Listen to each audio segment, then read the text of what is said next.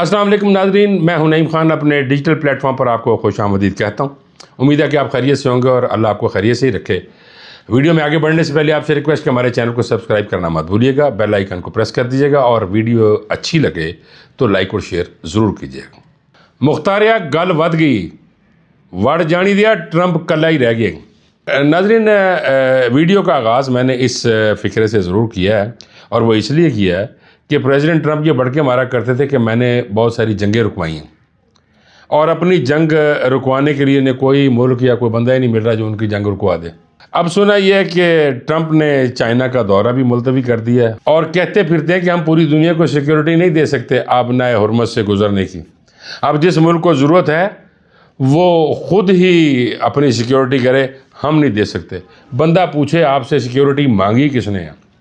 आप तो खुद वो ढूंढ रहे हैं कोई बंदा या कोई मुल्क कि जिदे गल मैं सारे का सारा गड़ावा जोड़ा पा जावा कि भाई है जी जंग है मैं उस मुल्क के खाते पा दें तो आप चुप करके निकल जाएं। आपसे सिक्योरिटी मांगता कौन है? और आप इस तरह की बातें भी करते हैं तो कम अज़ कम मज़ाक़ खेस से लगती हैं। लेकिन नाज़रीन, मुझे यहाँ अपने इस्लामी ब्रदर मुल्कों पे बड़ा अफसोस होता है, बल्कि मुझे क्या सारे जी होश जितने भी इंसान हैं सबको अफसोस होता है कि वो क्या कर रहे हैं, आपस में ही लड़ रहे हैं। अब जबकि देखिए नाज़रीन, ज़रा आज एक ज़रा बात को समझिएगा। यहूदियों के असल दुश्मन ईसाई हैं और ईसाइयों के असल दुश्मन यहूदी। आपने देखा कि ईसाइयों ने कितने यहूदियों को मारा, करोड़ों यहूदी ख़त्म कर दिए ईसाइयों ने। और आज ज़रा गौर फरमा लीजिए कि वो मुसलमानों के बुग़्ज़ में ये दोनों इकट्ठे हो गए।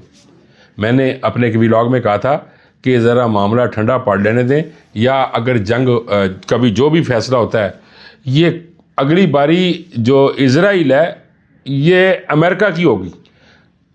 तमाम लोग ये कह रहे हैं कि जी नहीं, वो उनकी बारी ईरान के बाद फिर मशरक़ वस्ता के बाकी ममालिक की होगी। नहीं, इसके बाद कभी यहूदी पीछे बैठ के वार करता है और ईसाई अकड़ में रहता है। तो जो पीछे से वार करने वाला है वो अपने दुश्मन को भी पीठ में छुरा घोंप देता है और वो अगली बारी अमेरिका की होगी। जिसकी वजह से आप अंदाज़ा फरमा लीजिए कि जो कैंट ने जो रिज़ाइन दिया उसमें वजह क्या लिखी थी। उसकी वजह क्या थी? उसने कहा था हमें तो ईरान से कोई ख़तरा नहीं था, आपने यहूदियों के कहने के ऊपर, चूँकि एक लॉबी बड़ी तकड़ी है, उस लॉबी के कहने के ऊपर आपने ईरान पे हमला कर दिया। ये क्यों किया? हमें तो, या हमारी आवाम को तो नहीं चाहिए था ये हमला, तो उन्होंने रिज़ाइन कर दिया। और इसी तरह बाकी भी रिज़ाइन आ रहे हैं। तो कहने का मकसद ये है कि अगली बारी वो एक नारा लगा हुआ है ना जी, तो मैं कह नहीं सकता, लेकिन वो मैं इतना ज़रूर कहूँगा अगली बारी अमेरिका की लगेगी और वो इज़राइल लगाएगा। मैं तो इतना कहूँगा नाज़रीन कि रोज़े क़यामत ये जितने भी इस्लामी ममालिक हैं नबी करीम सल्लल्लाहु अलैहि वसल्लम को क्या मुँह दिखाएँगे कि एक बरादर इस्लामी मुल्क पर हमला अगर और बाकी सारे हाथ पे हाथ धर के बैठे हुए हैं, क्या मुँह दिखाएँगे? नाज़रीन, कल मेरी नज़र एक वीडियो पे गुजरी, वो तुर्किया की ख़वातीन थी। वो ये कह रही थी कि मस्जिद अक्सा बंद है और आप हाथों पे हाथ धर के बैठे हुए। आप ऐसे करें, उन्होंने चूड़ियाँ और दुपट्टे दिए और उन मर्दों को कहा कि आप ये चूड़ियाँ पहन लें, दुपट्टे पहन लें, क्योंकि आपके होते हुए मस्जिद अक्सा बंद है और वहाँ पे नमाज नहीं हो रही, लिहाजा आप ख़वातीन की तरह अंदर बैठें। यानी ये एक गैरत दिखाई जा रही थी।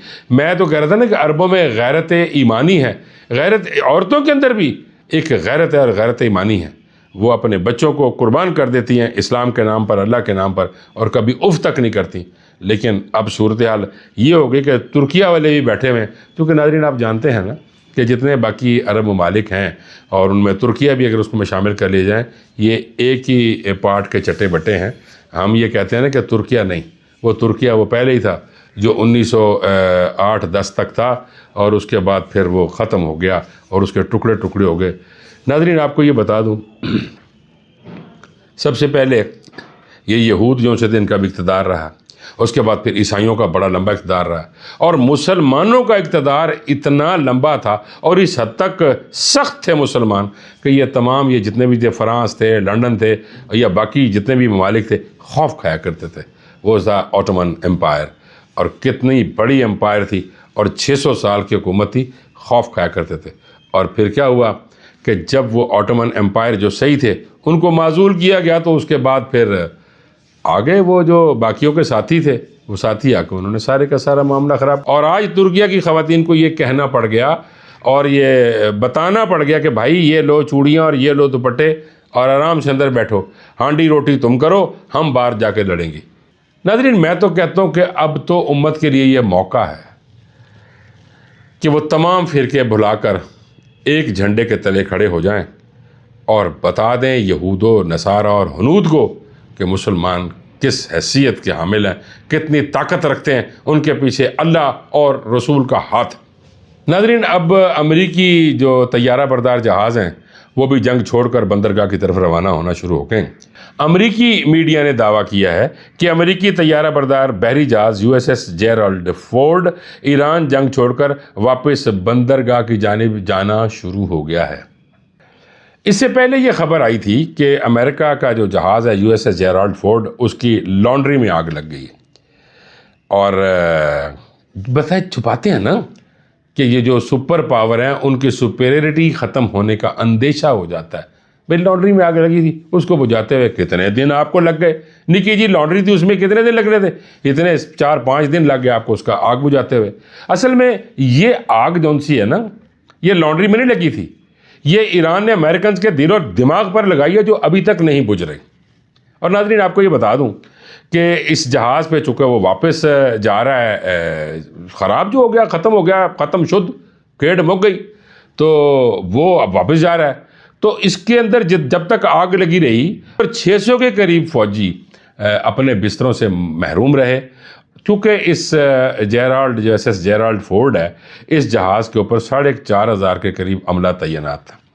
بتاتے تو یہ ہیں کہ 2 امریکی زخمی ہوئے, چونکہ بتاتے نہیں نا, کیونکہ ڈر لگتا ہے نا کہ ساری وہ جو طاقت ہے وہ ختم ہو جائے گی. میرا جہاں تک اندازہ ہے کہ صرف زخمی نہیں ہوئے, کچھ ہلاک بھی ہوئے. دوسری جانب ایران کو کوئی فرق ہی نہیں پڑ رہا, کیونکہ ایران مومن ہے اور مومن صبر اور شکر کے ساتھ وقت گزارتا ہے. چاہے وہ جنگ ہو, چاہے وہ عام روٹین کی لائف ہو, صبر اور شکر کے ساتھ زندگی گزارتا. ایران کو فرق ہی نہیں کو پڑا, کیونکہ عادی ہو چکے ہیں نا بڑی عرصے سے جنگیں. آپ اندازہ فرما لیں کتنے عرصے سے جنگیں چل رہی ہیں, یعنی ہزاروں سالوں سے وہ جنگیں لڑ رہے ہیں, انہیں کیا فرق پڑا؟ اور فرق پتہ ہے ناظرین کس کو پڑتا ہے؟ جس دے پلے دانے ہوندے نے انہوں فرق پہنتا یار ہے کی بنی, تو جڑا پہلے ہی بیچارہ پورا سورا ہوئے انہوں کی فرق پڑنا ہے, ان کو فرق نہیں پہنتا. اور مسلمان کبھی بھی عیش و عشرت کی زندگی نہیں گزارتا, نہ ہی حکم ہے. اچھا ناظرین, آج جو مسلمان وسطی ایشیا کے جو ممالک ہیں اور ان کے جو بادشاہ ہیں وہ کیوں مار کھا رہے ہیں, وہ کیوں ڈر رہے ہیں؟ وہ اس کی وجہ سے کہ وہ بادشاہت میں اور عیاشی میں پڑ گئے تھے. لیکن ایران کبھی بھی ایسا نہیں رہا. وہ کہتے ہیں نا جو ہی بدل گئی ہے, پہلے بادشاہت تھی اور اس کے بعد جب اسلام صحیح معنی میں نافذ ہوا تو پھر تو صبر و شکر کے علاوہ اور کچھ بھی نہیں تھا, آرام سے سارے کام چل رہے ہیں. 40-45 سال کا ایک وقت ہے, کسی نے بھی کوئی بغاوت نہیں کی یا کسی نے بھی یہ نہیں کہا کہ ہمیں یہ سسٹم منظور نہیں ہے. ساروں نے کہا کہ بالکل منظور ہے, چونکہ پکے مسلمان ہیں. اب ناظرین, امریکہ کی اس بات پہ کہ جب ٹرمپ نے پابندیاں لگا دیں ایران کو خاصا نقصان ہوا. لیکن مزے کی بات یہ ہے ناظرین کہ اب آبنائے ہرمز بند کرنے کے بعد جو تیل جس پہ پابندی تھی, اب ایران اپنا تیل بیچ رہا ہے اور $140 ملین ڈیلی کما رہا ہے, اور وہ بھی اسی آبنائے ہرمز سے جو گزر گیا ہے. یعنی جو تو امریکہ کے ساتھی ہیں یا امریکنز ہیں یا اسرائیلی ہیں ان کو تو گزرنے کی اجازت نہیں ہے, لیکن باقی ممالک جو ایران کے دوست ممالک ہیں وہ جا رہے ہیں. اور میں نے ناظرین پرسوں عرض کیا تھا نا کہ اب وہ جو چائنا کا کرنسی ہے یوان, اس پہ ٹریڈ ہو رہی ہے اور اسی پہ بات کر رہے ہیں سارے. وہ بھی جو بھی یہاں سے گزرے گا وہ چینی کرنسی یوان میں پیمنٹ کرے گا, اور ہو رہی ہے, جس کا امریکہ کو بڑی تکلیف ہے. اب وہ سب سے کہہ رہے ہیں آبنائے ہرمز بھائی بہت ہی گل ہے بھائی آپ آ کے کر لیں. پتہ نا کہ جیڑا بھی آیا وہ انہیں واپس نہیں جانا, وہ اتنی مچھیاں گان گیا انہوں فارغ ہو جائیں گے. ناظرین, برطانوی اخبار فائنینشیل ٹائم نے رپورٹ کی ہے کہ جس کے مطابق جنگ کے آغاز سے ایران روزانہ $140 ملین تیل کی آمدنی حاصل کر رہا ہے. ناظرین, یہ میں بتاتا چلوں جیسا کہ میں نے پہلے عرض کیا ہے کہ یہ امریکنز کے ساتھی ممالک, دوست ممالک امریکہ کے اور اسرائیل کے جہازوں کے لیے یہ بند ہے.